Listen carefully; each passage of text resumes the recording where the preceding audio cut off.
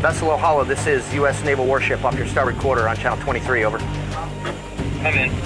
What is the nationality of your vessel, over? United States. Roger, skipper. Stand by and prepare to be boarded by the United States Coast Guard.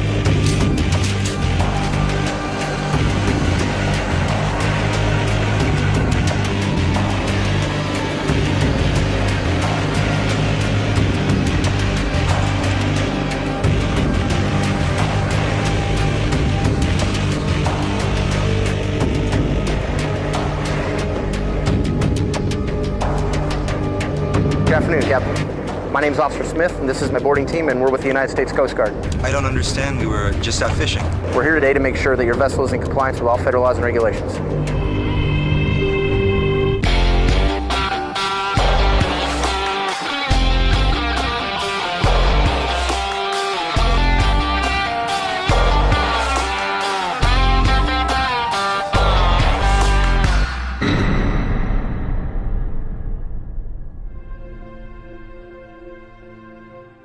Following a tip from a confidential informant, the United States Coast Guard detained the Ohala, a fishing boat suspected of transporting cocaine into the United States. At the time, authorities had no idea that this inspection would erupt into one of the most dramatic high-speed pursuits in the history of the war against drugs. The Ohala was brought to Key West, Florida, and subjected to an exhaustive search by the U.S. Coast Guard.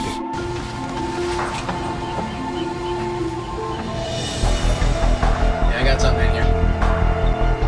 500 kilos of cocaine, valued at over $10 million, were discovered aboard the Ohala. Captain John Moreno was charged with possession of cocaine with intent to distribute.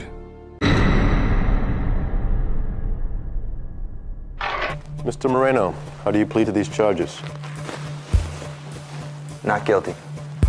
Over the 4-day trial, John Moreno maintained his innocence, but was ultimately found guilty. The prosecutor responsible for the conviction was Assistant United States Attorney Ed Allen. Once John Moreno was sentenced, and his sentence was a 30-year imprisonment, then John came to his senses. He contacted the government through his attorney, and he told me that he was willing to cooperate, and we welcomed John's cooperation.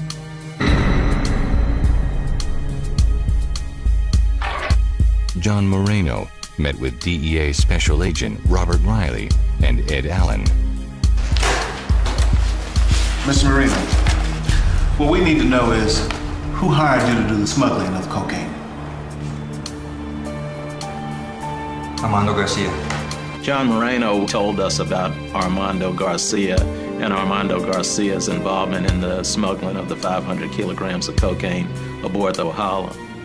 Armando Garcia was a notorious high-level smuggler who had been under investigation for years. Armando Garcia was in fact a dangerous man. He had broken out of prison in the early 1980s from the prison in the Bahamas. He was reputed to have been a violent person. The Ohala is Garcia's boat. John Moreno essentially laid out what he knew about the organization. They fly the loads out of Colombia and airdrop them to go-fast boats, which bring them into Florida.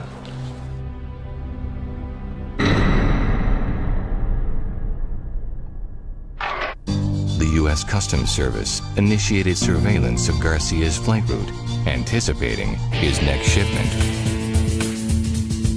On November 7th, radar detected a suspicious aircraft en route from Colombia to Garcia's airdrop site. Customs 4 Alpha 1917 is running emergency code southbound US 1. Special Agent Tim Collins rushed to the Customs headquarters in Key Largo to supervise the operation. We got an airdrop working up off the north coast of Cuba near Cayo Francis. I was very excited. Immediately you start feeling that adrenaline rush begin because you have a lot of different thoughts that are racing through your head. What's the status of your helicopter? Collins dispatched a Coast Guard Jayhawk helicopter and a nearby Customs citation jet to the scene. Echo 1900, Lima 52, be advised, we're showing a possible target at 60 miles out. Bad news, he looks like he's heading towards Cuban airspace. The suspect aircraft was flying in toward the Cuban Air Defense Identification Zone, and we're not permitted to penetrate. The Cuban A does.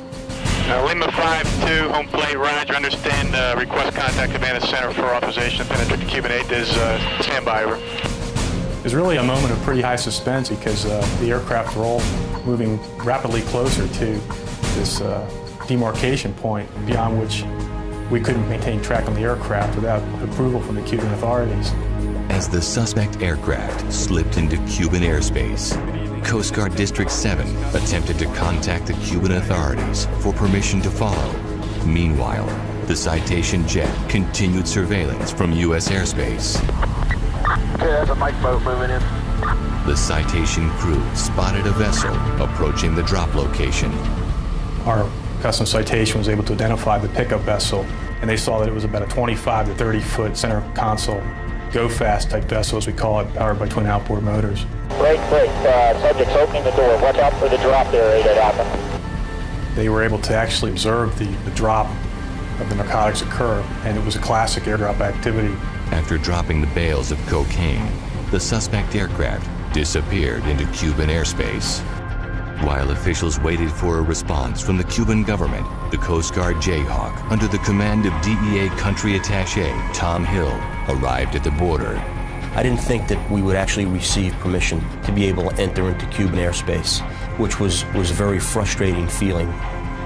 We knew that there was an airdrop happening. We knew for sure that there would be a substantial amount of cocaine on this boat.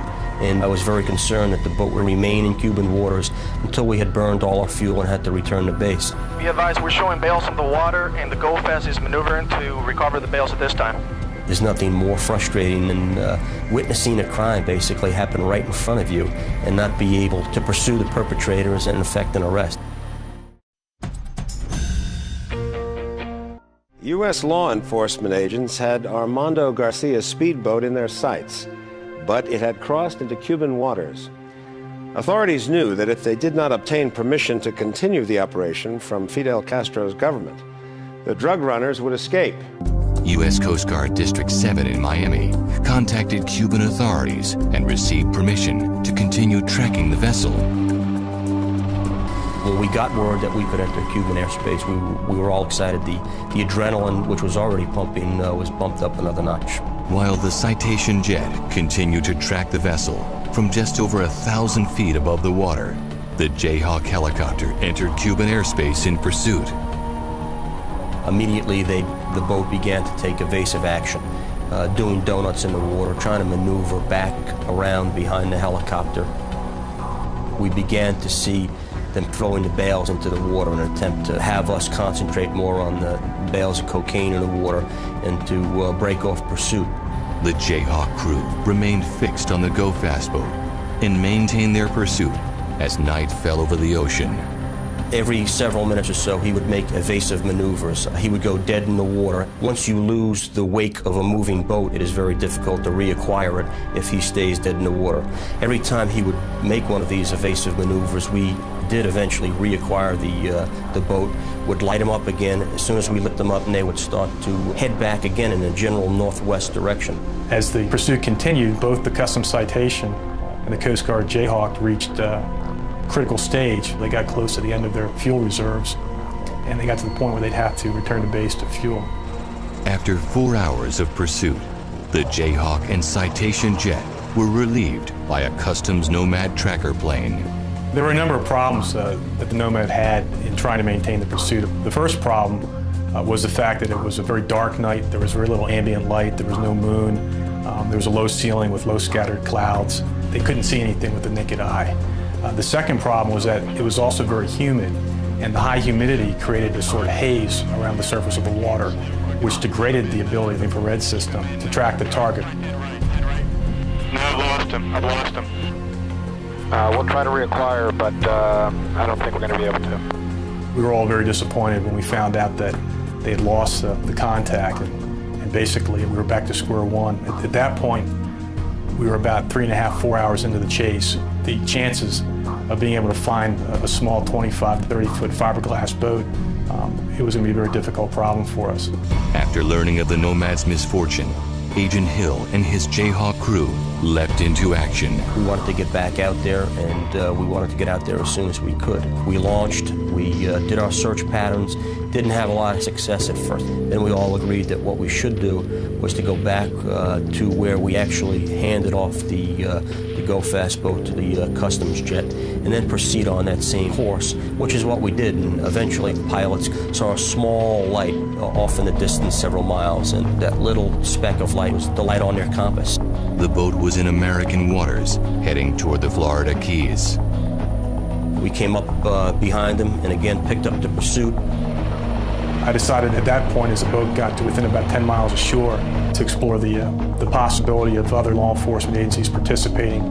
So I called the Florida Marine Patrol's dispatcher. We've got a suspect vessel that's approximately 10 miles offshore heading toward the Marathon or Craig Key area. Officer Tim Hardy was called into action by the Florida Marine Patrol. U.S. Customs advises me landline that they are in pursuit of a suspected pickup vessel from an airdrop. As the vessel continued to get closer to shore, we were getting pretty concerned because the one thing we didn't want was for them to be able to reach shore. We didn't want to get in a situation where we were in a foot chase or we had these people hiding in the mangroves or possibly fleeing in vehicles. So we really wanted to make sure that we got the boat stopped on the high seas and got the people in custody on board the boat. As the vessel neared shore, the pursuing law enforcement officers got a lucky break. They ran over a lobster buoy, the attached line for a lobster pot, and this fouled one of their two props and basically took one of their two 200 horsepower engines offline. So this dramatically reduced their speed. And then around this time, Tim Hardy got into range to actually do the intercept. Stop the boat now! Stop the boat! At first they weren't complying. These guys had run hard all night and just weren't giving up, and you could tell that they were looking for a place to go ashore and run if they could. And finally, Tim was able to maneuver his vessel in a position where he was able to level a shotgun at them in order for them to stop. Don't do it! Put your hands up! Everyone get your hands up! They finally turned the engines off. Within minutes, a customs interceptor boat picked up the 4 drug smugglers. U.S. Customs! Put your hands up! Move to the front of the boat, Captain! Now!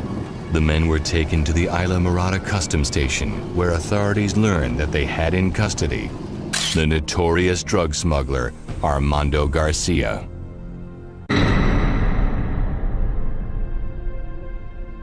After an historic high-speed chase into Cuban waters, infamous drug lord Armando Garcia was finally in custody, but his illegal cargo had been thrown overboard, and DEA agents feared their case against Garcia was literally lost at sea. Assistant United States Attorney Ed Allen, who had prosecuted John Moreno, was assigned to the Armando Garcia case. Allen learned that the Cuban Coast Guard had found some of the jettisoned cocaine which had washed up on shore.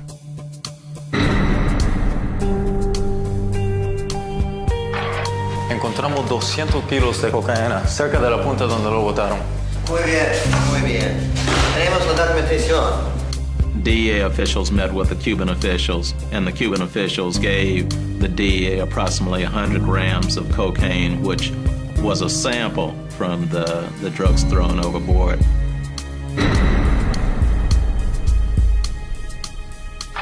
Is there any direct evidence linking this cocaine to the defendant? Just prior to trial, we met with the judge, and we discussed the possibility of bringing the sample of cocaine into that trial as evidence against Armando. He says, you don't have any chain of custody, it's all hearsay. He says that's not going to come into this case. For all we know, this cocaine could have come from anywhere. It belonged to anyone. Without the physical evidence, Allen knew his case was in jeopardy. We were at a distinct disadvantage because this was a drug case, but we had no drugs.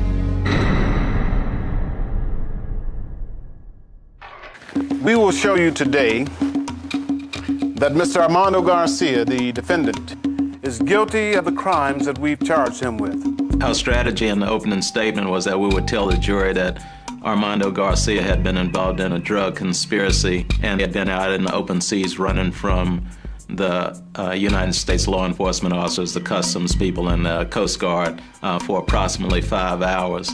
And the reason you won't be seeing any of the drugs today is because they threw them into the ocean. And we asked some questions that they should be asking themselves as to why these men would have been out in rough seas, running 5-foot waves at a time when they were under investigation for drug smuggling. As I came on the scene in a helicopter, I witnessed the men in the boat loading 12 bales of cocaine. The prosecution called DEA Country Attaché Tom Hill to the stand. Later, after the arrest, we went back and tried to find the bales of cocaine, but were unsuccessful. Bales of cocaine. How do you know what was inside the bales? Were you able to look inside them?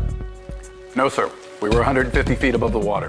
Well, then there's no way of knowing for sure what was inside them. Isn't that correct?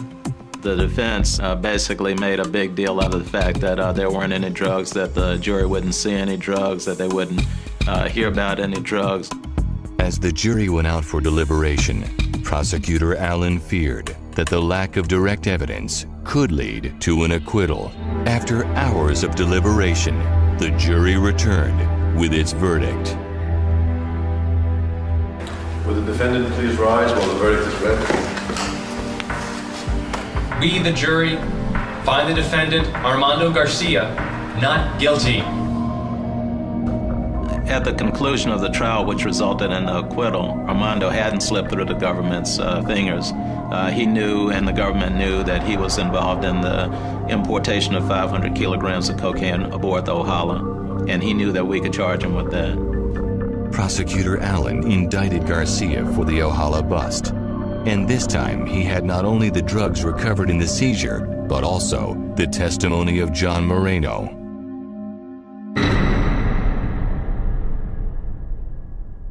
Would you please rise, Mr. Garcia? Armando Garcia knew the case was strong and feared the 30-year sentence it carried. Mr. Garcia, how do you plead to the above titled charges?